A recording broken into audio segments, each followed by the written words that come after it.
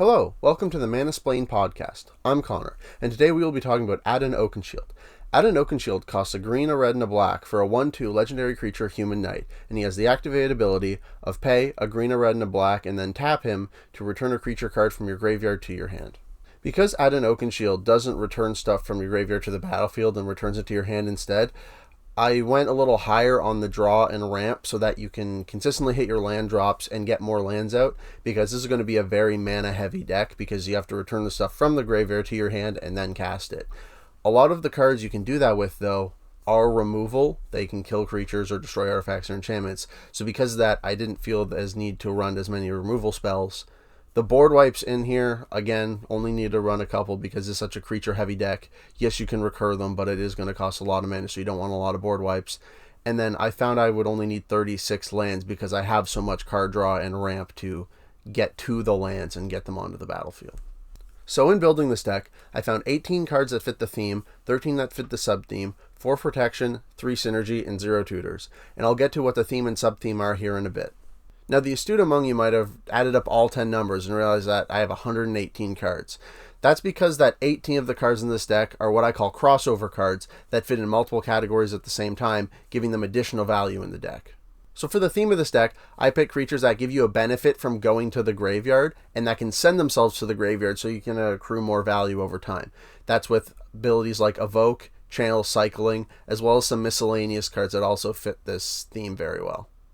So the Evoke creatures I put in this deck were Foundation Breaker, Ingot Chewer, Spite Bellows, Knight Incarnate, and Shriekmaw. Foundation Breaker can destroy an artifact or enchantment, while Ingot Chewer can only destroy an artifact. Spite Bellows can deal 6 damage to a creature, Shriekmaw can destroy a non-black, non-artifact creature, and Knight Incarnate is a board wipe, giving -3/-3 to all creatures until the end of turn. I chose these Evoke creatures because when paired with the commander, these are all very efficient removal that can be used over and over throughout a game. Ingot Chewer destroying an artifact for only 1 mana is insane when you think about how you can just use it so many times in a single game, while Shriekmaw being a 2 mana kill spell that you can recur is also bonkers. These are the channel creatures I found to be most effective in this deck, with Arashi being a board wipe for flying creatures and Jawari being a board wipe for creatures without flying. While Greater Tanuki searches your library for a basic land and puts it onto the battlefield tapped. Now, all of these being channel abilities mean they can't be countered, which makes the board wipes very, very effective. Most cards don't do additional effects when you cycle them, but these two do, and it's fantastic. Rampaging War Mammoth lets you pay a bunch of mana to destroy a bunch of artifacts, which helps you wipe the board in case someone just has way too many things going on. And Shephet Monitor lets you search your library for a basic land and put it onto the battlefield untapped, which is just amazing value. So within the miscellaneous category, I have 3 subcategories. This first subcategory being value. Sakura Tribe Elder finding you a basic land and putting it onto the battlefield. Kroxa making everybody discard and then potentially lightning bolting people that don't discard a non-land card. And then Magus of the Wheel, refilling your hand and putting creatures that you're going to bring back into your graveyard. The second subcategory being removal, with Plaguecrafter and Demon's Disciple making everybody sacrifice a creature or planeswalker, and Plaguecrafter making people discard a card who can't, with Haywire Might gaining you life and exiling non-creature artifacts and non-creature enchantments.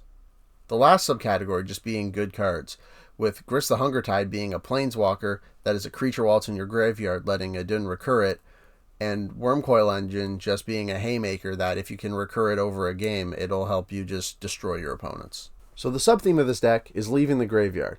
Cards that give you payoffs for when creatures leave the graveyard, as well as some cards that let you recur creatures from the graveyard to the battlefield, since Adun can't do that himself. The 3 payoff cards in this deck are Tormod the Desecrator, Sir Conrad the Grim, and Desecrated Tomb, with Tormod the Desecrator and Desecrated Tomb making creature tokens when creatures leave your graveyard, and Sir Conrad pinging everybody when this happens. Since Adun's ability is a tap ability, I thought adding some more effects to the deck that does what he does could help, with Virtuous Strength being a 1 mana return a creature or land from your graveyard to your hand once, and Genesis costing 3 mana to return a creature from your graveyard to your hand that you can only activate once during your upkeep. These are some Reanimator spells I add to the deck, with Virtue of Persistence and Children returning a creature from your graveyard to the battlefield at the beginning of your upkeep, and Journey to Eternity transforming into a land that you can pay 5 mana to return a creature to the battlefield with. Virtue Persistence and Shieldred are also removal, which makes them such big value cards in the deck. These are what I call the conditional reanimator cards. While the other reanimator cards let you just put a creature from the graveyard onto the battlefield, these cards have some extra steps, like Chainer making you discard a card in addition to actually casting the card from your graveyard, Feldon not removing the card from your graveyard and just making a token that dies at the beginning of the next end step, and Deadbridge Chant randomly choosing a card in your graveyard, and if it happens to be a creature, then it puts it on the battlefield. And in the deck, I'm running quite a few fetches as well as some discard effects, which I'll get to later, because of which I'm going to be running Conduit of Worlds and Ramunap Excavator. Ramunap Excavator being a creature that lets me play lands from my graveyard, while Conduit of Worlds is an artifact that lets me play lands from my graveyard, with also having the ability where I can tap it and cast a non-land permanent from my graveyard if I haven't cast any other spells this turn. So because the commander is kind of slow in costing 3 mana and then having to spend 3 mana to activate his ability, and him not having haste, you're going to need some protection spells to be able to get around to your next turn to be able to activate him and start doing some funky stuff out of the graveyard. I put the classic Lightning Greaves and Swiftfoot Boots in this deck just because they work so well with this commander, giving him haste and making him unable to be targeted by your opponents, as well as Kaya's Ghost Form and Journey to Eternity, both being auras that you can enchant onto Adun so that if he dies, he comes back to the battlefield. So 3 cards that I found that synergize with this commander really well are Anger, Seedborn Muse, and Sneak Attack. Anger, giving all of your creatures haste while it's in the graveyard and you control a mountain. Seedborn Muse, untapping all of your permanents on each other player's untap step so you can use Adun to recur stuff from your graveyard more often. And Sneak Attack, kind of acting like a better Evoke, only costing 1 mana and giving your creature a chance to attack before it gets sacrificed. So with this deck requiring a lot of mana, as well as a lot of creatures just going straight into the graveyard, you're going to need a bunch of card draw to support this game plan. One of the best draw spells in the deck being Beast Whisperer, because all of your Evoke creatures now draw you a card in addition to their other effects, which makes them so strong. So Faithless Looting and Burning Inquiry, while they give you card disadvantage, and Burning Inquiry doesn't even let you choose the cards you want to discard, this deck doesn't really care about discarding cards because you're just going to bring them back with your commander anyways, as well as Magus of the Wheel and Anji Falconwrath helping you churn through your deck to get to the key cards quicker. The red draw spells that require you to discard a card in addition to paying its cost, while the cards are +0 because they don't get you ahead on cards since they all of them replace themselves, Wild Guess, Tormenting Voice, and Thrill of Possibility just work so well in this deck to help you get through the deck faster to get to the key cards, with Cathartic Reunion getting you to discard 2 to draw 3, and Magmatic Insight only costing 1 mana, but you have to discard a land. And since you're going to be recurring creatures, and also the Evoke creature's death trigger goes on the stack, you can use Village Rites and Corruption Conviction to get some extra value out of them before they go to the graveyard. So the last group of draw spells are the red draw spells that, like Thrill of Possibility, you have to discard a card to cast them, but these also give you treasure tokens to help you pay for all the mana you're going to be spending. Since this deck has green, I have a very land-heavy ramp package, searching your library for lands and putting them onto the battlefield, because I prefer that form of ramp to artifacts or mana dorks almost all the time because it's safer and less likely to be removed. I did put the classic Soul Ring and Arcane Signet in the deck though. They're both just such strong cards, it's hard to not put them in.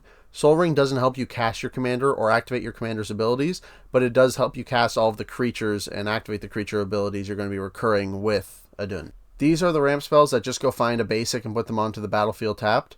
These are super great in the early game, and you can't use Edge of Autumn late game, but you can sacrifice a land and cycle it instead to get a new card, which is super useful. These are the ramp spells that let you go find the lands with the subtypes. My favorite being Into the North, because you can go find the snow duels, which are so useful. I put Cultivate and Kendama's Reach into the deck because they're just hard to pass up. Like Rampant Growth, they go find you a basic land and put it onto the battlefield, but for 1 extra mana, they let you draw a land to help you hit your land drops. I also put in Ranger's Path and Skyshroud Claim because they go find you forests to help you with color fixing because you could find a forest plains, and they get 2 of them, which is amazing value. And finally, Greater Tanuki and Sheffit Monitor, which I showed earlier, which are ramp spells that you can return with your commander to get bonus value out of them throughout the game.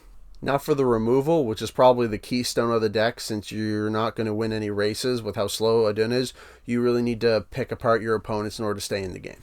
All of these cards I showed earlier with Foundation Breaker and Haywire Might hitting artifacts and enchantments, Ingot Chewer and Rampaging War Mammoth only hitting artifacts, Demon's Disciple and Plaguecrafter making your opponents sacrifice creatures or planeswalkers, and Plaguecrafter can make your opponents discard cards, Spite Bellows and Shriekmaw killing creatures, and these 2 cards probably being the weakest in the removal package, with Grist Hungertide requiring you to sacrifice a creature in addition to activating his -2 to destroy a creature or planeswalker, and Virtue of Persistence being a 2-mana sorcery so you can't recur it with Adun. So now for the board wipes, which are 3 creatures you've already seen. Those being Arashi Sky Asunder, Night Incarnate, and Jawari Earth Aflame.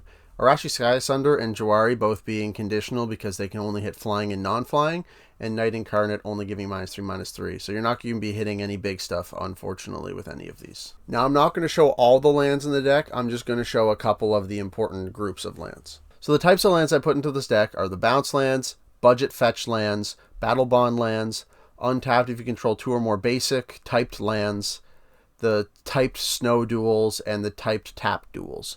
I also put in a good number of basics because you're going to be doing so much fetching with all the budget fetch lands, as well as probably the best land of the deck being Dakmor Salvage, a land with dredge that I didn't know existed until I made this deck, and this land is insane.